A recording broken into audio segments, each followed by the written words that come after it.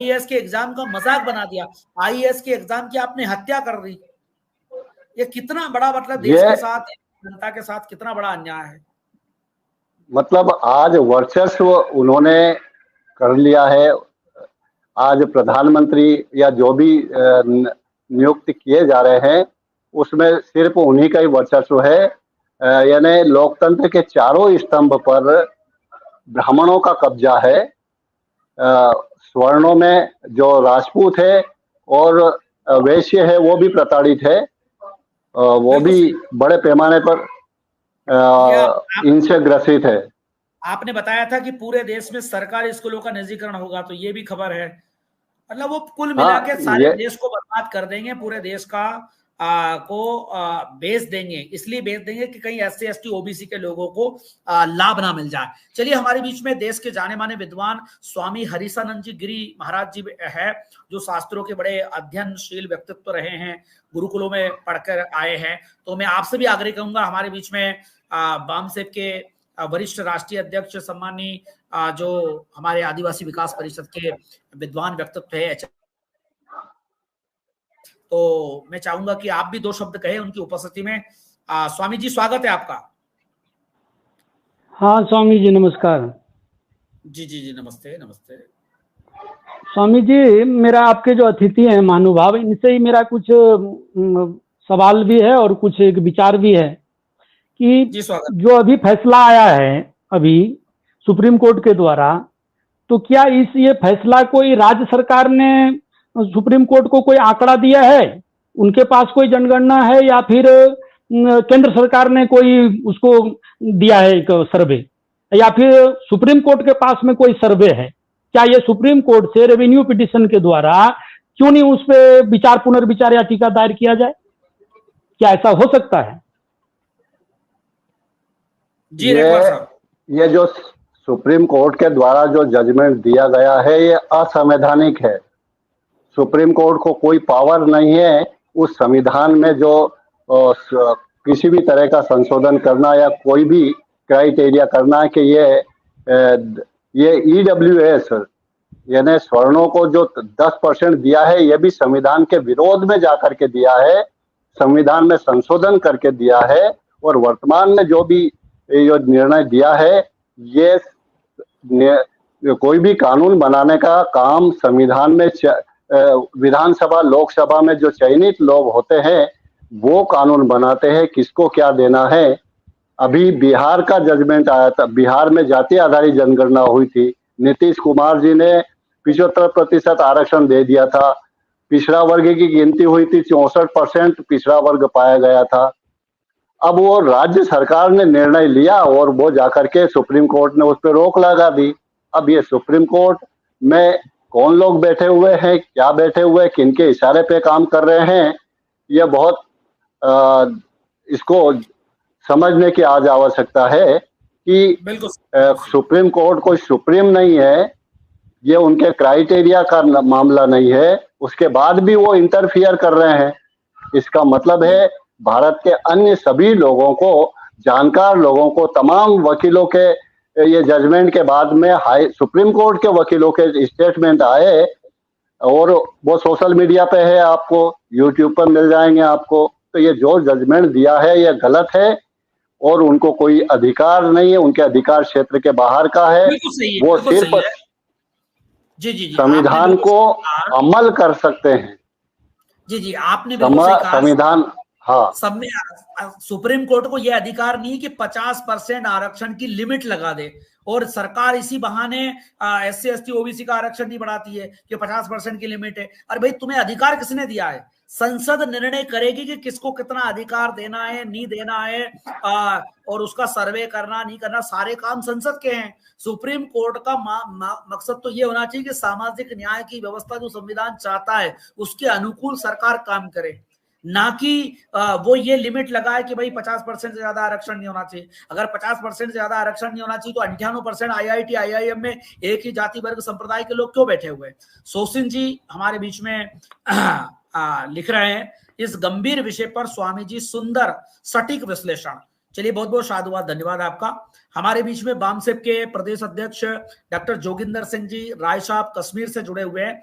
जी राय साहब, आज के विषय पर हमारे बीच में आदिवासी एकता परिषद के राष्ट्रीय अध्यक्ष सम्मानी रेकवार साहब बैठे हैं, शास्त्रों के महान विद्वान स्वामी हरिचरण जी गिरी साहब बैठे हुए हैं।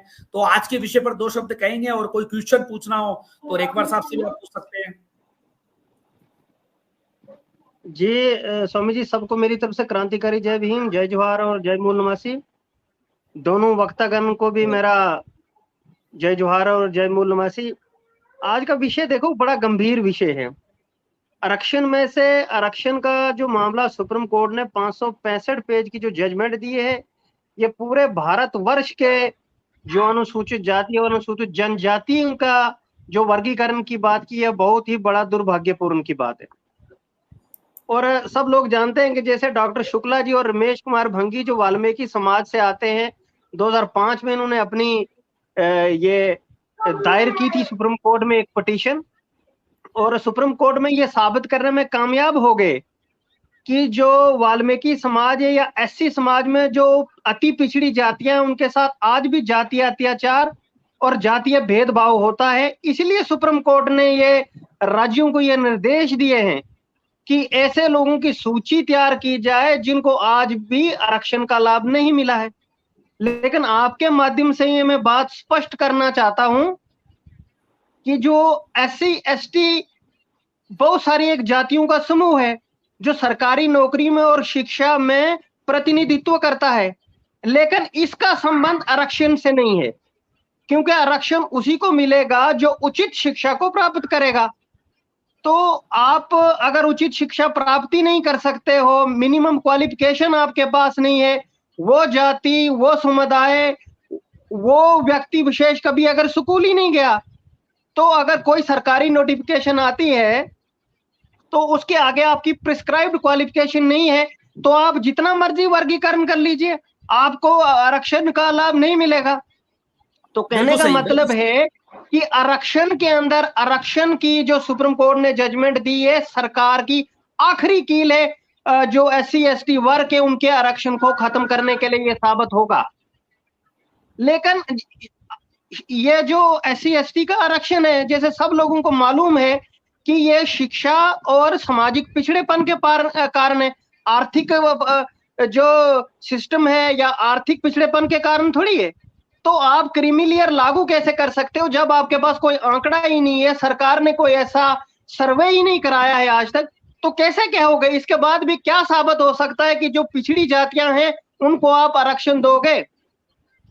तो यहाँ से क्लियर कट मैसेज है कि जी आप यहाँ से ये मैसेज है कि जिन लोगों को दांत है उनको आप चने खाने नहीं दोगे, और जिन लोगों के पास दांत नहीं है उनको आप चने देते हो। तो जो लोग एक चपरासी से लेकर पटवारी या टीचर, में खुद शिक्षा विभाग में कार्यग्रस्त हूँ जम्मू कश्मीर में, पहली पीढ़ी से मैं आया हूँ, मैंने डॉक्टरेट की है, लेकिन मैं प्रोफेसर मजिस्ट्रेट डॉक्टर इंजीनियर नहीं बना किसी कारण से, लेकिन मैं शिक्षा विभाग में कार्यरत हूँ। अगर मुझे अच्छे शिक्षा को मैं अपने बच्चों को पढ़ा रहा हूँ, अगर मुझे शिक्षा का या आरक्षण का लाभ नहीं मिलेगा, तो हम कह रहे हैं सुप्रीम कोर्ट को इसकी बात की पहल करनी चाहिए कि जो तीसरी पीढ़ी के professor, magistrate, doctor, engineer, IAS अफसर है, आईपीएस है, उनको आरक्षण से बाहर करके जनरल कैटेगरी में डाल दीजिए ना, उनको सामान्य कैटेगरी में डाल दो। एक तो जाति का जो लेवल है वो भी खत्म हो जाएगा, और दूसरा जो है आरक्षण जो है निचले स्तर तक खुद ही आ जाएगा ना। आप ऐसा क्यों नहीं करना चाहते हो?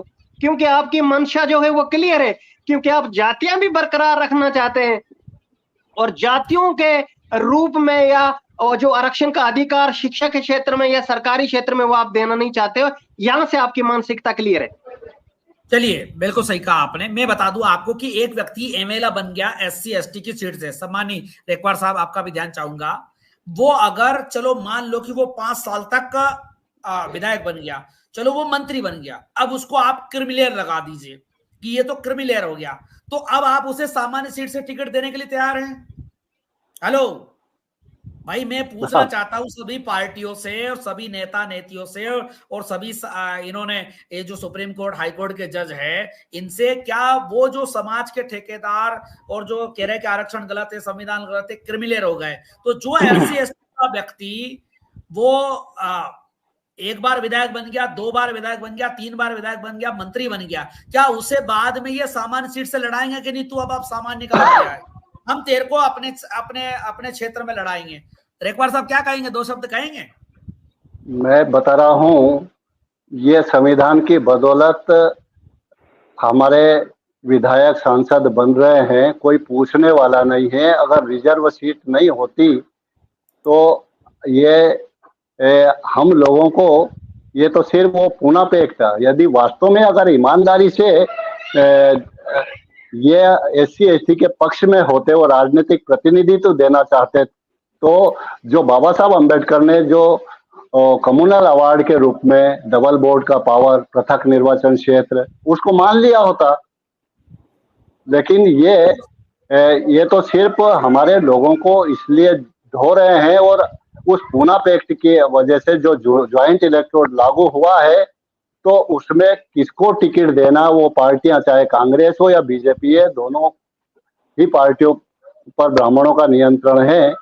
वो जैसे PSC परीक्षा में एक मेरिट सूची बनती है कि 500 पोस्ट है और 50,000 कैंडिडेट है, तो 50,000 में से चयन 500 का करेंगे तो वो नंबर 1-2 से शुरू होती है। और ये